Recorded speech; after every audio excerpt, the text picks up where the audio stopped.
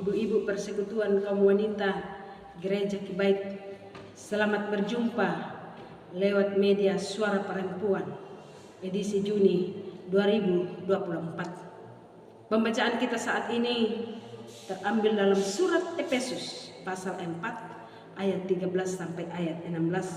Firman Tuhan demikian: sampai kita semua telah mencapai kesatuan iman dan pengetahuan yang benar tentang anak Allah, kedewasaan penuh dan tingkat pertumbuhan yang sesuai dengan kepenuhan Kristus, sehingga kita bukan lagi anak-anak yang diombang-ambingkan oleh rupa-rupa angin pengajaran, oleh permainan palsu manusia dalam kelicikan mereka yang menyesatkan, tetapi dengan teguh berpegang kepada kebenaran di dalam kasih kita bertumbuh di dalam segala hal ke arah Dia, Kristus yang adalah kepala. Daripadanya lah seluruh tubuh yang rapi tersusun dan diikat menjadi satu oleh pelayanan semua bagiannya, sesuai dengan kadar pekerjaan tiap-tiap anggota, menerima pertumbuhannya dan membangun dirinya dalam kasih. Satu lagi dari Ibrani pasal 5 ayat 14. Tetapi makanan keras adalah untuk orang-orang dewasa yang karena mempunyai panca indera yang terlatih untuk membedakan yang baik daripada yang jahat. Tema renungan kita saat ini, dewasa dalam Tuhan. Ibu-ibu yang kekasih, berbicara tentang dewasa itu adalah proses bertumbuhnya seseorang secara alami dan terus-menerus berkembang. Itu berarti dewasa adalah sebagai tanda telah mencapai kematangan jasmani, pikiran, perasaan, dan pendengaran. Kedewasaan adalah berkenaan dengan karakter, cara berpikir, berperilaku, dan sikap hati dalam merespon segala sesuatu. Orang yang dewasa dalam Tuhan adalah orang yang tidak mementingkan dirinya sendiri, atau orang yang tidak mengutamakan hal-hal duniawi, tetapi akan memusatkan perhatian pada kehendak Yesus Kristus. Kunci menjadi dewasa ialah mau terus diproses, dibentuk, dan bertumbuh seiring berjalannya waktu. Pertanyaannya, apa yang harus kita miliki atau apa yang harus kita lakukan sebagai ibu-ibu, sebagai target kita untuk hidup dewasa di dalam Tuhan? Yang pertama, dalam ayat 14, dewasa dalam firman. Makanan keras adalah untuk orang-orang dewasa. Orang yang dewasa di dalam Tuhan adalah orang yang mencintai firman Tuhan. Orang yang dewasa dalam Tuhan adalah orang yang hatinya terus haus dan lapar akan kebenaran firman Tuhan, sehingga segala tindakannya, pikirannya terarah kepada firman Tuhan yang direnungkan dengan sungguh-sungguh. Dalam Ibrani pasal 4 ayat 12, sebab firman Allah hidup dan kuat dan lebih tajam daripada pedang bermata dua mana. Ia menusuk amat dalam sampai memisahkan jiwa dan roh, sendi-sendi dan sumsum. Ia sanggup membedakan pertimbangan dan pikiran hati kita. Sangat jelas firman Allah, bahwa firman Allah sangat tajam, bagaikan pedang bermata dua, menusuk amat dalam hati kita yang keras terhadap firman Tuhan. Sehingga ketika firman Allah berbicara di dalam hati kita, maka kesadaran rohani kita akan tergugah, kesadaran rohani kita akan terbuka, sehingga membuat kita sadar, menyadari diri kita, siapa diri kita sebenarnya di hadapan Tuhan. Bahwa ketika kita belum percaya kepada Yesus, kita adalah orang yang berdosa. Dan saat itu kita bertobat, lalu terjadi perubahan di dalam hidup kita, dan itulah yang disebut perjumpaan bersama dengan Tuhan. Dan perjumpaan dengan Tuhanlah yang membuat perubahan dalam pikiran dan perilaku kita sehingga kita menjadi dewasa. Ibu-ibu yang kekasih di dalam Yesus Kristus. Kadang-kadang ketika kita mendengarkan firman Tuhan yang kita dengar mungkin menegur kita, lalu kemudian kita tersinggung atau marah. Syukurlah kalau kita tersinggung lalu berubah. Tetapi sangat disayangkan ketika kita tersinggung lalu kita mulai acuh tak acuh datang ke gereja beribadah.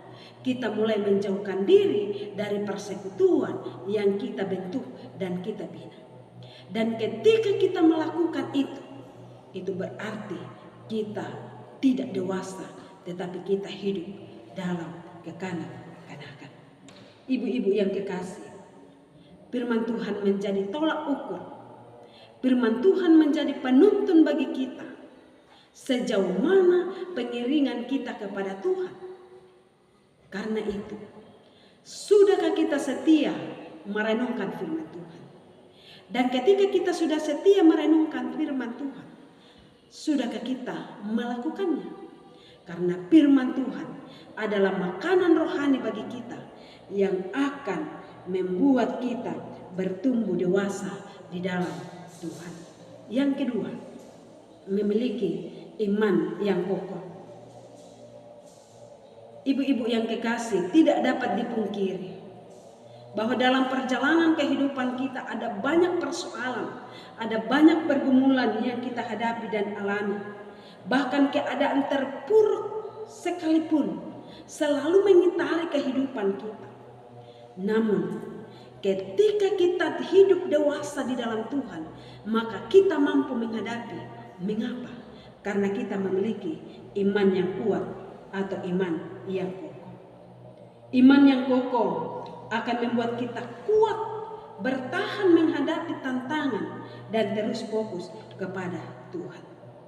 Tentu bagi kita kadang ada banyak hal yang sering membuat kita tertekan, sering membuat kita tak berdaya.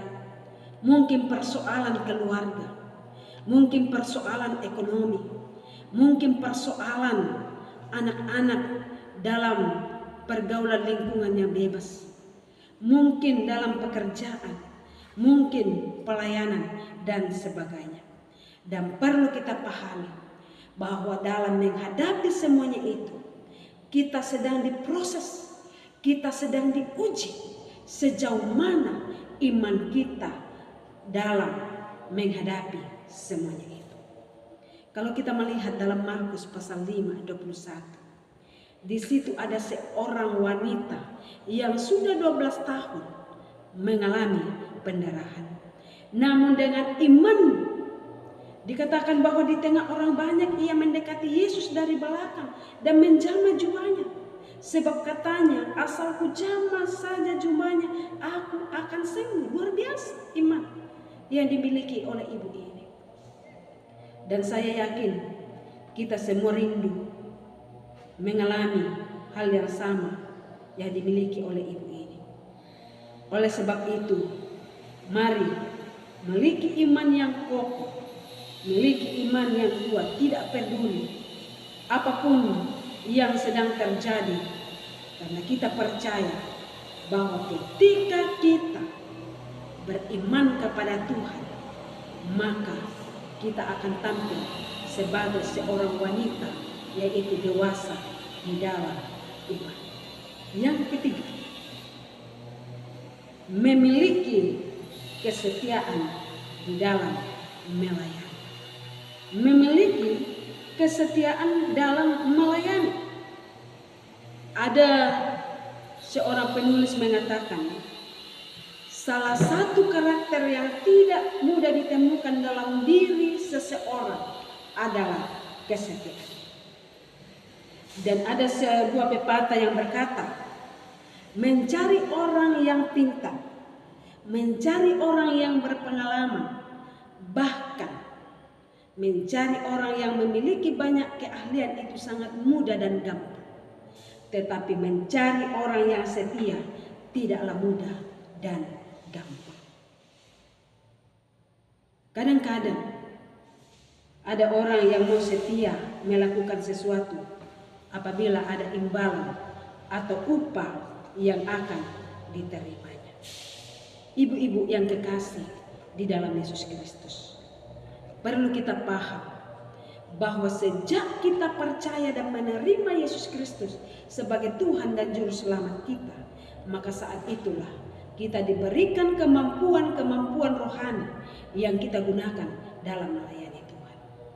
Tentu orang yang sudah dewasa di dalam Tuhan, mereka mengabdikan hidupnya dengan penuh kesetiaan, dengan penuh penyerahan kepada Tuhan di dalam melayani Tuhan, walaupun ada banyak resiko, walaupun ada banyak tantangan yang dihadapi.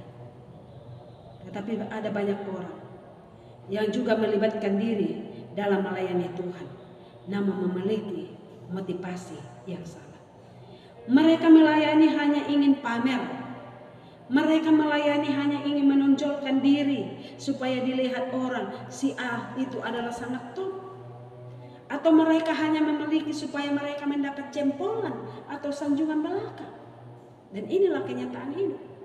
Tetapi ibu-ibu yang kekasih, yang dituntut bagi kita adalah orang yang dewasa di dalam Tuhan, setia dalam melayani Tuhan.